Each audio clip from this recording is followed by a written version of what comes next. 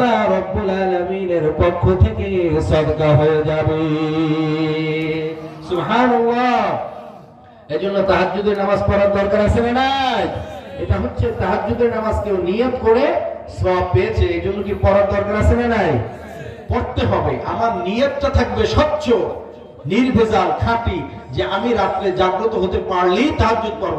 এরপর কোনো কারণে আপনি জাগ্রত না হতে পারলে আপনার আমলনামায় সওয়াব দেওয়া হবে। ঠিক আমরা যারা নিয়ত করেছি মাহফিলের শেষ পর্যন্ত থাকবো, খাঁটি নিয়ত করেছি, নির্ভেজাল স্বচ্ছ নিয়ত করেছি, কোনো কারণে যদি মাহফিলের শেষ পর্যন্ত না থাকতে পারি, মাহফিলের শেষ পর্যন্ত থাকলে যে সওয়াব হতো সেই সওয়াব আল্লাহ রাব্বুল আলামিন দিতে পারেন কি পারেন না? এজন্য আর অল্প কিছুক্ষণ সময় কথা বলবো। যারা আছি আমরা শেষ পর্যন্ত থাকার চেষ্টা করব। রাজি আছি তো সবাই? আল্লাহ তাআলা আমাদেরকে তৌফিক দান করুন, বলি আমিন। প্রিয় নবী সাল্লাল্লাহু আলাইহি ওয়া আলিহি ওয়াসাল্লাম ইরশাদ করেন, মান সাল্লাল ইশা ফি জামাআতিন ফাকান্নামা ক্বামা নিসফাল লাইল। যে ব্যক্তি ইশার নামাজ জামাতের সাথে আদায় করলো, আল্লাহ রাব্বুল আলামিন তার আমলনামায় অর্ধ রাত তাহাজ্জুদ নামাজ আদায়ের সওয়াব দিয়ে দিবে। সুবহানাল্লাহ।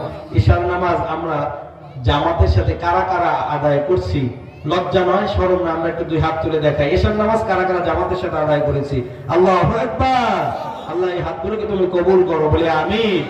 এই যে ইশার নামাজ জামাতের সাথে আদায় করেছে, অর্ধ রাত তাহাজ্জুদের সওয়াব আপনার আমলনামায় দিয়ে দিয়েছেন কে? আল্লাহ।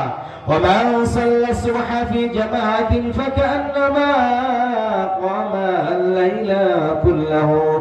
ইশার নামাজ জামাতের সাথে আর ফজরের নামাজ জামাতের সাথে যেই ব্যক্তি আদায় করবে, আল্লাহ রাব্বুল আলামিন তার আমলনামায় সারা রাত তাহাজ্জুদ নামাজের সওয়াব দিয়ে দিবে। সুবহানাল্লাহ। তাহলে ফজরের নামাজ জামাতের সাথে আদায় করব না নাকি? করব তো? না মাহফিল শুনছি, সওয়াব তো হয়েছে, হুজুরের বয়ান করছে, আলহামদুলিল্লাহ সুবহানাল্লাহ বললে জমিন থেকে আসমান পর্যন্ত নেকির দ্বারা পরিপূর্ণ হয়ে যায়, আমলের পাল্লা ভারী হয়ে যায়। আর কি দরকার? আমি তো জান্নাতে হয়ে গেছি, এখন নাক টেনে টেনে ঘুম নাকি? ফজরের নামাজ পড়ার দরকার আছে তো? আছে। ঈশার নামাজও পড়েছি, ফজরের নামাজ পড়ব, আর মধ্যে যা করব আল্লাহ তাআলা সব তাহাজ্জুদ নামাজের আমলের সওয়াব দিবেন, বলি সুবহানাল্লাহ।